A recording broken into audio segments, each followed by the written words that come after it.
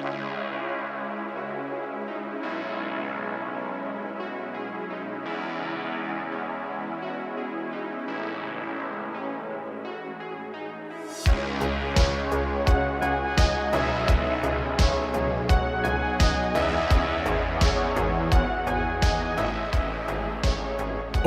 right, folks, we are back with another episode of the MOA Broadcast.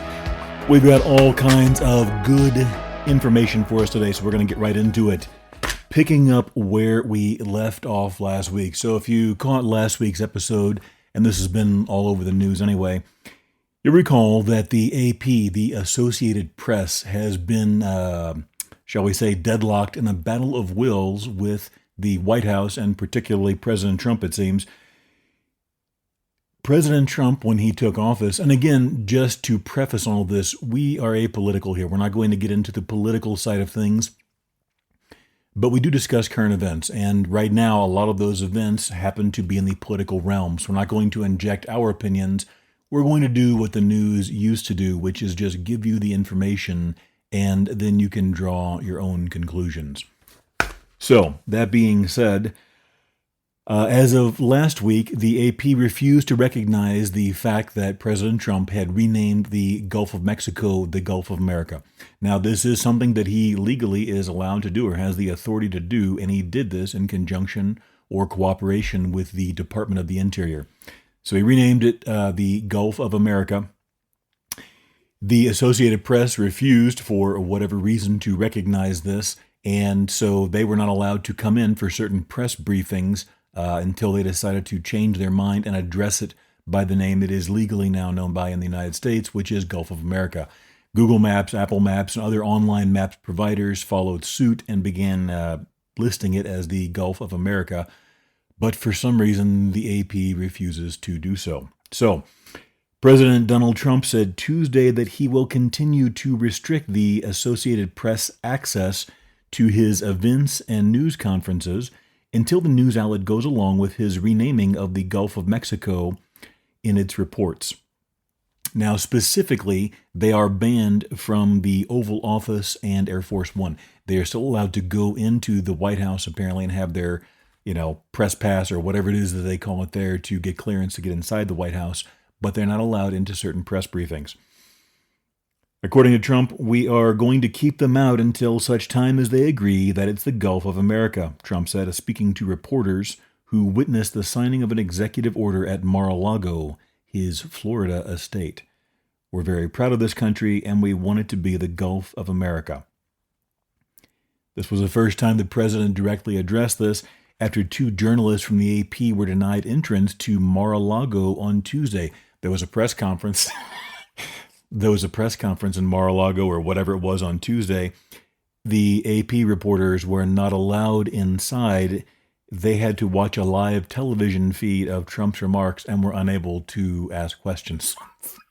They were put on detention, apparently. The AP has framed this dispute as a First Amendment issue, but Trump's team says access to its events is a privilege extended by invitation, and that while the AP is still permitted on White House grounds, it no longer has the right to be part of pools that cover events where space is limited, such as the Oval Office and Air Force One. So, when I look at this news report, it seems like maybe we're spending an inordinate amount of time on such a simple thing, but I don't know what the Associated Press, politics aside, forget that. What does the AP hope to gain by getting locked into a battle of wills with a president that has shown for decades, before he was even in the Oval Office, that he's not inclined to back down from things? So I don't really see what the AP stands to win from this. And so far, they have lost their access to the Oval Office and Air Force One for press briefings. So, which means someone else has taken that place. The space they formerly occupied has now been given to someone else. So I don't know what they really stand to gain out of this and why they've dug their heels in so deeply. But we are committed to accurate and current reporting. So as of now, they are banned from those areas. We will keep you updated if there are any developments in this. All right, moving on to our next report, we go to New York. New York City, what has become of you? A man says he was beaten with his own baseball bat on a subway in A man says he was beaten with his own baseball bat, and I'm not laughing at this poor man. No disrespect to him. He went through it. We'll get to that here momentarily. On a subway in Soho early Monday morning. Soho stands for south of Houston Street. So this is lower Manhattan. This is kind of an artsy-fartsy area. Lots of nice dining, shops, all kinds of interesting things. But this was at 1 a.m. So what happened? The victim told the news that the attack came out of nowhere and they are still looking for the suspect. Jared Adorno, 25, says a fun night out in the city with his friends turned to horror on the 4 train as he was heading home around 1:30 a.m. Monday. When the train stopped at Spring Street, another man got on, and Adorno says by the time the doors closed, the man had grabbed a plastic baseball bat from Adorno's backpack and started hitting him in the face. We don't know why exactly. Although the suspect demanded his belongings, Adorno says he managed to get away once the train doors opened at the Bleecker Street station. So for at least several long seconds or a minute or 3, he was fighting this man who had taken his own plastic baseball bat away from him and started to beat him about the face with it like an enraged Jose Canseco attack gone awry. I had blood just stained all over here on the side of my face. My jacket was covered in blood. He just started going for it. I'm over here blocking, doing the best I can. Adorno was transported to a nearby hospital, was left with bruising and swelling about the head, a broken nose, and dozens of stitches throughout his face. Let's see if we've got a picture. Let's go to the MOA computer here. My goodness.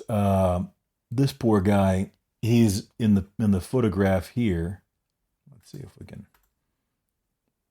I mean, he's got his nose bandaged. Both eyes are swollen, totally shut. His forehead is swollen. There are bruises and cuts all over his face. This guy, the attacker, did a number on this poor man who was apparently just minding his own business. New York, okay, we'll get to that in a minute. Adorno was transported to a nearby hospital, left with bruising and swelling, a broken nose doesn't. Okay, I didn't sustain any hemorrhaging in the brain, so I'm just happy about that. I feel like I had an angel on my side, Adorno said. Now that he can finally open his right eye, he said the internal swelling has gone down. Doctors anticipate he will make a full recovery. So far, no arrests have been made. Despite this now, this is the interesting thing about statistics.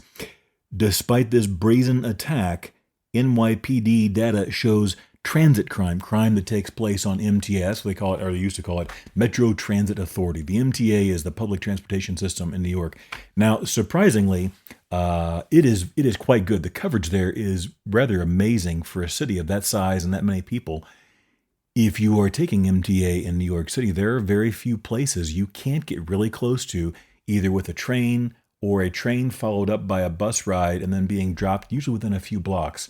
Most of the city has really, really very good coverage. It's very well covered in the city there. So their MTA, at least it used to be, was very good as far as coverage. Now they say their transit crime is down 6% from this time last year. Now, here's the funny thing about statistics.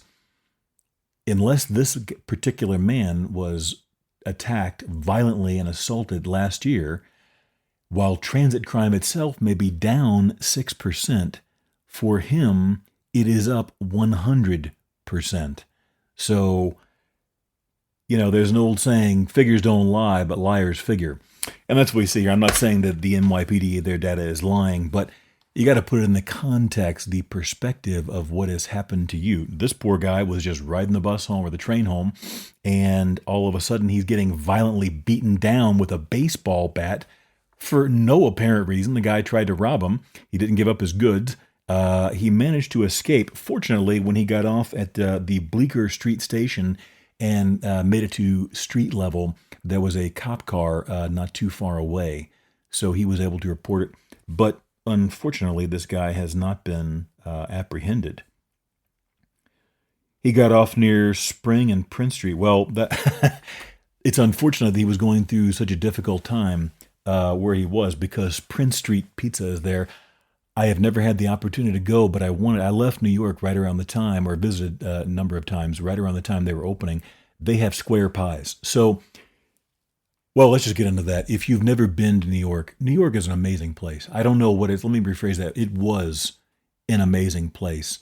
From everything I've seen on the news and everything that I've spoken with people that still currently live there, it's almost a disaster zone, like in the movie Escape from New York. If you're not familiar with the movie Escape from New York, probably one of Kurt Russell's best motion pictures, insofar as just being a lot of fun and adventure and entertaining. He plays this, essentially for the purposes of this context, he's a mercenary. The President of the United States, his plane goes down. New York at this time, this was one of those 80s like apocalyptic style movies by John Carpenter, the director. And New York has been, because Manhattan is an island, it's been basically fenced off, it's been isolated, and Manhattan is a prison. So the worst of the worst go to Manhattan, and they're dumped there, and they're just left to rule and to exist amongst themselves, and whoever is strongest wins and survives. And so Kurt Russell, the president's plane goes down. He has some top secret information, and he's got to go to some world summit to, do his thing as president. And Kurt Russell has to go in there and rescue him. So, but the whole thing is New York is just this hellscape of a nightmare. There's violent crime, freaks, and all this kind of crazy. It's a pretty entertaining movie. But that's almost what New York City is like now. I was just watching a video the other day in New York City in broad daylight. There was this guy who was walking around buck naked with a metal pole of some sort, and he was just attacking people. It's probably during the daytime. It's in the teens, 20s. It's freezing there, maybe 30s during the daytime. It looked pretty cold on this day, judging by what people were wearing. And this guy is walking around buck naked and beating people with this stick. I mean, what in the world? New York used to be this amazing place. To me, coming from the Midwest, one of the things that stuck out to me the most, because in the Midwest, your population is fairly homogenous. It's almost all white people for the most part, and white culture and white food. So when you get to New York, you see an astonishing amount of diversity you've never seen before if you're from, the country in the Midwest like I was. You go there, and to me, one of the things that stuck out to me the most were the lines of demarcation, neighborhoods, where it was almost like when you crossed over one block into another, it was a totally different neighborhood from crossing one side of the street to the other. You could be going along in a Puerto Rican neighborhood, and then you would go a couple of blocks, cross over cross the crosswalk or the sidewalk or the street or whatever. Then you're in an Italian neighborhood. And then a couple of blocks, you'd be in a Jewish neighborhood. And the culture was so strong and unique to each neighborhood. It was like each little neighborhood was its own little city or country. If you were in a Jewish neighborhood, you wanted to go to the bakeries and you wanted to go to the delis and get a Reuben sandwich or corned beef or pastrami, probably not corned beef, but pastrami, and all the other things that they would have at a Jewish deli. The food was delicious. In certain neighborhoods, you would want to get a Cuban coffee.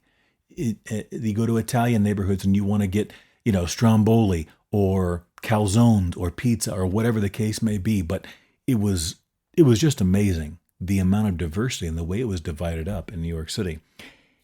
Now, I have no idea what the city is like as far as all that, but we know from what we see on the news that there is a tremendous increase in crime and all kinds of other problems, so it's a real shame. That being said, before we get too far off track, what do we learn from this gentleman's case? Poor Mr. Adorno that was attacked with his own baseball bat. Situational awareness. That's what this really comes back down to again. Now, I'm not saying this guy did anything wrong. He may have done everything right. Sometimes, I've been on the train in New York. When those doors close, man, it's game on. Sometimes it's like the Thunderdome in there. Many times there are no problems at all. You take your ride and it's no big deal. Once those doors close, though, anything can and probably will happen depending on the neighborhood and the time of day. Situational awareness, though, we've discussed this before. What is the point? Situational awareness is not just being aware of your surroundings, it's seeing problems before they manifest themselves. Okay? You see, okay, something's coming up here. Oh, this guy coming on. Like you could usually, not always, but usually you could tell, or many times you could tell when somebody was getting ready to board the train. Because when you're sitting on the train, you usually have your earphones on or you're reading something or whatever else. But when you would pull into the train stop, at least I would, you would always be scanning all the people as the train pulls in. You pass all these people standing there on the platform waiting to get on. And you're looking, okay, that person looks like a problem. That one doesn't. That may be a threat. And you're trying to identify these threats and problems before those doors open, because once the doors open and people rush in, the doors close. Then you're locked in there until the next station. And I'm telling you from experience, a lot can happen from one station to the next. So situational awareness would be the thing to hopefully see this coming, either create this. Your first goal in a situation like that is going to almost always be to create distance, meaning get some space between you and the other person. I don't know what happened here. And again, we're not knocking the poor guy that got beat down, because the picture of this guy, he got brutalized, just brutalized. But it's possible, again, the story doesn't go into detail. It's possible he may have been more aware of what's going on and may have been able to prevent the situation or create some distance, or maybe exit the car or change cars before this happened. And he was brutally beaten for no reason at all. We're glad he made it out okay. The other thing is everyone, especially in Midwestern and Southern states, they always say, well, the Second Amendment, or, me carrying this, that, and the other. Firearms aren't always an option for a lot of people for a number of reasons. And the other thing is, you got to remember that firearms, if you use a firearm, that's your business, not mine, you're going to have some legal issues that go along with it afterwards. That's a rather final solution to certain problems. Pepper spray is almost universally accepted, and you obviously have to check your local laws. There are some places that frown upon it, but pepper spray is a great option if your laws allow it, because at the end of the day, everybody goes home alive. So we'll get more into that later, but pepper spray is a good one. If you have it, you should definitely familiarize yourself with it. It has a different level of effect on certain people and animals. I've had to use, here where I live in the hills of Oregon, I've gone through several cans of pepper spray in the last couple of years due to stray dogs attacking me while I'm walking my dog. Most dogs do not like having pepper spray used on them, and they typically tend to run away and leave you alone, and they tend to remember it the next time you come around. Sometimes other dogs are affected less by it, but the important thing is situational awareness and have a plan. Be prepared before it comes to some guy disarming you with your own baseball bat and brutalizing you with it on the 4 train. Okay, one more story before we get to the break. This time we go yet again to Florida. We'll just call him Andre, 20, dressed up with an FBI jacket and body armor when he visited a haunted house in Seminole. That is, let's see, in Seminole. According to a police report, the Florida man was armed with a black airsoft handgun that resembled a Glock handgun. While walking through the haunted house, Andre turned the corner to where the host of the house was standing. The host was in a costume but wasn't part of the role-playing at the time of the incident. Before he knew what happened, Andre pulled his gun from his holster and began to pistol whip him with the handle of the gun repeatedly, hitting him just under his eye, causing significant injury. Now imagine this. You're just some guy doing a free haunted house in your local neighborhood in Seminole, Oregon. I think that's near Clearwater. Okay? Actually, I think it's about 40 minutes west of Tampa in mid-Florida. You're just doing a haunted house, and all of a sudden some guy flips out, pulls out an airsoft gun, and starts pistol whipping you for no reason. After the pistol whipping was completed, the man told the victim that he thought he was a statue. He refused to apologize, and then he laughed and ran out of the house. The victim chased him out of the house to prevent him from leaving. The sheriff's office listed the charges as aggravated battery with a deadly weapon and added a felony because he was wearing a bulletproof vest. Apparently in Florida, and maybe elsewhere, I have no idea, it's against the law to commit violence to another person while wearing a bulletproof vest. The victim was treated by EMS for bleeding under his eye. Wow, Florida continues to amaze. Okay, we are going to take a break. After the break, we're going to get into the 10 C's of survival. We teased this last week. We're going to get deeper into it after the break. More Make It Out Alive with Sam Wilson after this.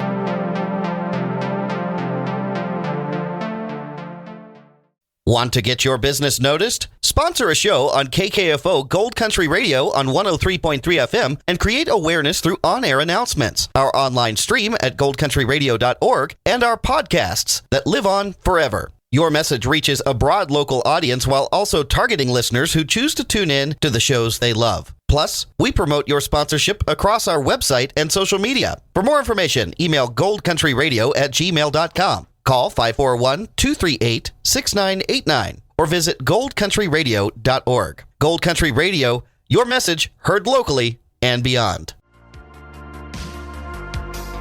You're listening to the MOA Broadcast with Sam Wilson. Will you make it out alive? All right, we are back from the break. Now, before the break, we mentioned the 10 C's of survival. C as in Charlie, the 10 C's of survival. Now, we mentioned this in our last episode as well. Going to go ahead and flesh that out a little bit more in this episode. So, what are the 10 C's of survival? A number of people over the years have done various versions of this list. Basically, it's just an easy way to keep in mind a handful of essentials that you should have with you whenever you go out into the backwoods. As we've seen a number of times in this program, that oftentimes people, one of the things that gets people the most is they're just simply not prepared to make it out alive. And yet again, that is the purpose of the show. It's not just about having some particular tool, having some particular, skill or toy or whatever. It's about a prepared mindset and thinking about what could go wrong before it happens. That's how you make it out alive. It's not just having the latest and the greatest in technology. It's really about preparing, expecting the unexpected, as Dalton would say. So let's get into a brief story. We go to the Adirondack Mountains in upstate New York. Now, for those of you outside the U.S., as we have a number of international listeners, most people, when they think of New York, they think of New York City and maybe even more specifically Manhattan, which is called the city in New York. Upstate New York, and upstaters will be very quick to tell you this very loudly, is very different from New York City. You start getting upstate, it starts getting more rural. Even though there are cities, it's just a very, very different atmosphere and type of people and situation and whatever you want to call it from being in the city, okay? That being said, if you're ever upstate, especially near Rochester, I want to recommend getting yourself a garbage plate. It's been a number of years now since I've had one, but I think they were meat. Basically, it's like a big bowl or plate of comfort food. There's meat, cheese, potatoes, and I seem to remember quite a bit of hot sauce. It goes down really good with a couple of beers. So if you're in New York, especially upstate, get yourself a garbage plate and thank me later. You'll enjoy it. All right, now we go to the Adirondacks. We're not going to use this lady's name. Unfortunately, she did not make it out alive. But the female hiker of Delaware was found dead on McNaughton Mountain in the Adirondacks on Saturday. She may have been a very experienced hiker, reports say, but according to other reports, she was not adequately prepared for a winter hike in the Adirondack High Peaks. These are mountains that are around 5,000 feet, not extremely tall. But the minute you start getting a little bit of elevation, weather can be very unpredictable. So she was in the Adirondack High Peaks, around 5,000 feet. Of Wilmington, Delaware. She has been described by those who know her as an avid hiker who was experienced and passionate about mountaineering. She went hiking in the Adirondack High Peaks region on Friday and was reported missing on Saturday morning when she was supposed to meet with a group of hikers. Unfortunately, her body was found later in the day on McNaughton Mountain, assuming I'm pronouncing that correctly. The coroner who did her case said she was not properly dressed, wearing only a pair of sneakers for footwear. She was wearing drawstring fleece sweatpants, and her clothes were reportedly soaked through. She also did not have gear such as a space blanket or good fire-starting material. So we already know where this is going, but what is the point? She was not prepared. I don't understand. I guess maybe it goes back to when the ultralight movement of hiking started, kind of making its way in. Used to, 30, 40 years or more ago, when people went hiking or backpacking, they had these big, thick, heavy leather boots that were, basically they were almost mountaineering boots in a lot of cases, but they were hiking boots. Very heavy. And for someone just going on a day hike, it was kind of overkill. And if you were going to be doing like a through trail or going on a long backpacking trip, especially on very well-established trails, these boots were overkill. They were very heavy. And what happened is if you were at elevation, you were around snow a lot, you had to keep waterproofing these boots. Otherwise, the leather would start absorbing moisture and it would just become a mess. They would never, ever dry out because it's so cold and so wet. And it would just, they very quickly became very heavy, very cumbersome, very cold because they're soaked and they're freezing. So then you would fill them with waterproofer, whether it's mink oil or neat's foot oil or whatever in the world was available at the time. Snow Seal came out, yada, yada, yada. And the boots just kept getting heavier and heavier, and it was just it was kind of an ordeal. And so ultralight hiking kind of came out, and guys started. I think Jardine was one of the first guys, if memory serves me, but I haven't read some of these books in a long time. So forgive me if I'm incorrect. But they started pushing wearing tennis shoes to go hiking because especially on very well-established trails, and if you're not mountaineering or anything, it was very easy to get by on a weekend hike or even a several-day hike wearing tennis shoes. They're very comfortable. More importantly, they were very light, and they provided enough support if you were going ultralight. Ultralight meaning a backpack weight of, maybe 10, 15, 18 pounds or something like that, maybe 20, 25 pounds fully loaded, which is not that much if you're a decent size and you're an experienced backpacker. So the tennis shoe thing kind of became popular, but this was before we had the technology we have now, the advancements in synthetic materials and shoes and so forth. These were just regular old tennis shoes. So guys would sometimes wear through these, in a couple of days or weeks, and they would have another pair waiting for them at their next drop, their supply drop. Now we have shoes that are hybrids between like regular boots and hiking boots and duty boots and tennis shoes. They cover a lot of different things while giving you the support you need, but they're much lighter, waterproof, and so forth. That being said, I do not understand for the life of me why so many people are wearing tennis shoes on these trails. I was always taught growing up that footwear is absolutely one of the most important things because if your feet or ankles fail you, you are in serious trouble. And if you're uncomfortable in your feet or they're hurting, it's just going to go downhill from there. On my hundreds of miles, if not more, on the Oregon trails alone in the last couple of years, I cannot tell you how many people I've seen in open-toed hiking shoes. The thing with that is I know a lot of people are going to be fans of open-toed sandals and so forth. It's one of those things where it's just fine until it isn't. Then when the chips are down, like this poor lady, she's wearing sweatpants and tennis shoes at 5,000 feet. Okay? That's not acceptable, and unfortunately that contributed. We don't know exactly what happened, but it contributed to her loss of life. So let's get into the 10 C's. The first one, let's pull up the list here. We're going to go through and we'll name each category, and then we'll kind of flesh it out as we go on. The first one is a cutting tool. That basically means a knife. We'll come back to that one later. Knives are everyone's favorite topic to discuss, so we'll get to that in a moment. Next, we have a combustion device, cover or shelter, a container, cordage, candling, cotton material, cargo tape, compass, and a canvas needle.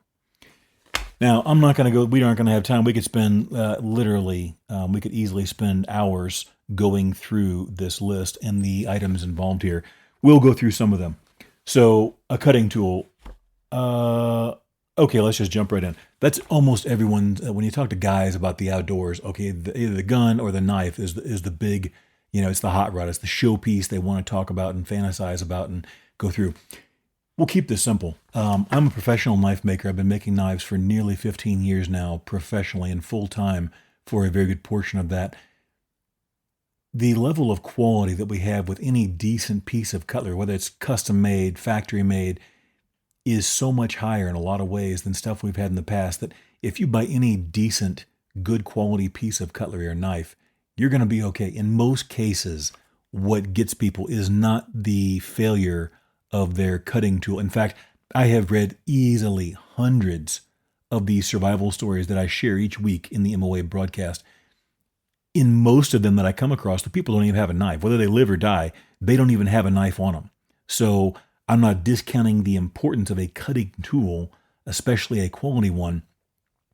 But you don't want to go, lose your mind over this. Obviously, if you're a knife aficionado, if you like knives and that's where you spend your money, then the sky is the limit. You can buy knives anywhere from $30 on up to thousands of dollars, depending on what you want to spend. In my mind, if you're buying a quality brand, I'm not going to name names for the purpose of this broadcast other than my own Wilson Custom Knives or Techline Knives, obviously, because I believe in what I do. If you're buying a decent, especially if it's an American-made piece, between $50 and $150, you're getting a good quality knife most likely. You can go from there on up to $300 to $500 or more, depending on what you want to spend. But if you buy a $10 knife from the cheapo box store, you're gonna get probably what you expect. Okay, so spend a couple of dollars. It doesn't have to be fancy. If you like knives, and obviously you can spend more, but it doesn't have to be fancy to work and to be utilitarian.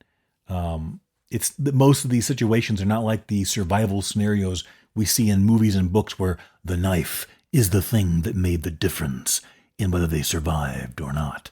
That isn't usually the reality of the situation. More often than not, it's about being prepared. That being said, a good full-tang knife. I make hollow-handled survival knives. I have a lot of faith in the knives that I've designed and made over the years. I've got tests where I beat them with axe handles and ball bats. I do chin-ups on them.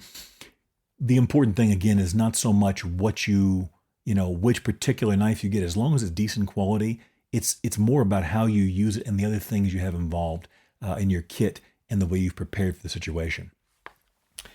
So we'll get on to this cutting tool. That kind of covers a cutting tool. A combustion device was number 2. We covered this last week in our episode on fire. You're going to want at least 2 different methods for fire starting, because the old saying is 2 is 1 and 1 is none. If you only have one disposable lighter or one whatever your fire starting device is, if anything happens to it or you lose it, you now have 0. Okay, so 2 is 1, 1 is none. The next is going to be cover or shelter. Obviously, we've done several of these stories where if the people have been able to keep the snow and or the rain and these razor sharp winds from cutting through off of them, they would have lessened the impact of the exposure that they were facing. So keeping the wind off, that wind will lower your body temperature, can take away moisture, all kinds of problems. So cover and shelter is going to be very important. The next, a container. This applies more specifically in most cases to a water bottle. So whenever I go out, I have at least, even though I have multiple different water vessels with me, I always have one stainless steel canteen. Okay, and the reason for this being, I can boil it if need be. It's going to be durable. Sometimes your plastic bladders can get punctured, and then you lose not only the water you had in them, but then the potential for future gathering of water. So I like to have at least one metal container. That way I can boil water in it if need be, if I run out of either my filter gets broken or I don't have water purification tablets, I can put water right into the canteen and boil it, and I've got clean water. So that's important. Candling. This refers to a candle. I don't think most people are going to take candles, although we do have emergency candles for maybe inside your tent or other situations if you have adequate ventilation. But basically, this means a light source. Every one of my kits have multiple little flashlights, whether it's inside one of my waterproof hollow-handled survival knives, if it's inside of a little tin, if it's in a Ziploc bag, whatever you've got, you should have multiple sources of light, because you would be surprised how quickly you become basically paralyzed out in the wilderness if you can't see. If you all you have is artificial or natural light, once the sun goes down, you're done until the morning. Now, if you've got good moonlight, you can do some things, but it does not take the place of a good flashlight. Cargo tape. This refers primarily to duct tape. Duct tape is a great resource. Duct tape can be used, obviously, for taping things, for binding things. It can even be used for splinting. Duct tape also burns very well in most cases. Again, check your particular tape. I like taking along duct tape and some gaffer's tape. If you're not familiar with that, gaffer's tape, Gaffer, gaffer's tape. It's very similar to duct tape. Pardon me. Very similar to duct tape. It's a cloth-based type tape, but it does not leave the residue that duct tape leaves behind. I've got a roll of duct tape in all my bags, and in the truck, in the shop, everywhere. It's very handy stuff, and again, doesn't leave all that adhesive behind. The duct tape does. And then finally, we get to, did we go through? Oh, we missed one here. Cotton material. This basically refers to a bandana type item or something similar that can be used for making a sling. You can do some very rudimentary water purification with this, a head covering, neck or throat covering if it's windy, and so forth. We get to compass. Obviously, we don't need to explain the importance of a compass, but this is what I'll say about a compass.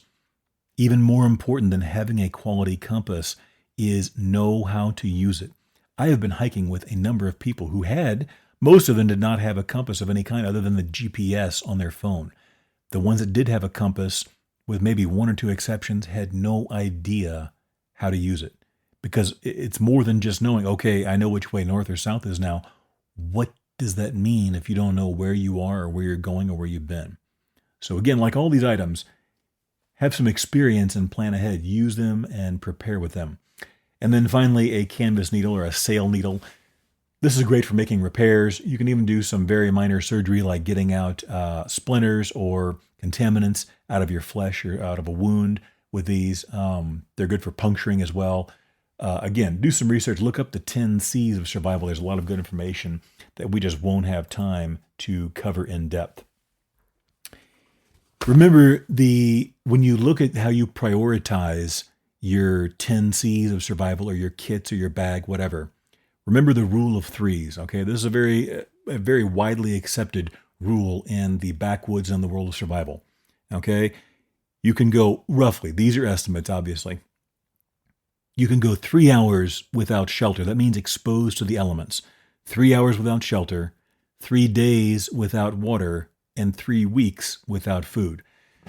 Now, obviously, that's not written in stone, but that gives you an idea as to your priorities.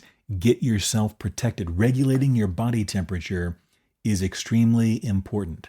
Regulate your body temperature, then worry about water to keep yourself hydrated. Food is usually a distant third.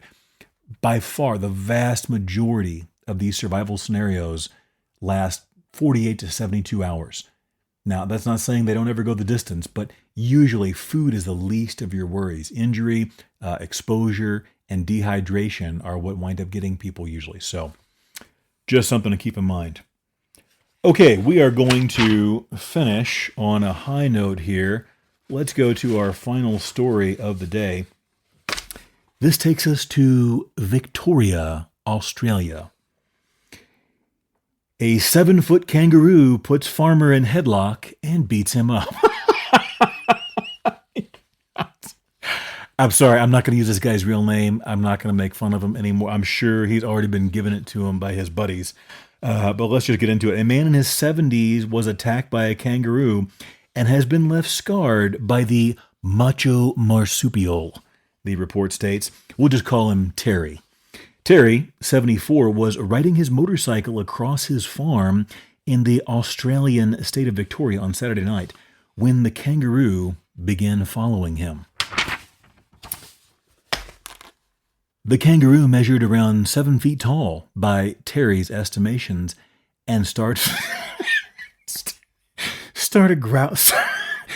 growling and jumping up and down, he told the local news station. Next thing I know, he was on top of me, Terry said. He had his top paws right around my back. We were almost headbutting each other. I just kept punching him until he let me go and he jumped away. According to Terry. So this guy is riding his motorcycle on his property and a 7-foot-tall kangaroo jumps out, grabs a hold of him and gets him in a headlock and starts headbutting him while he's punching him at the same time.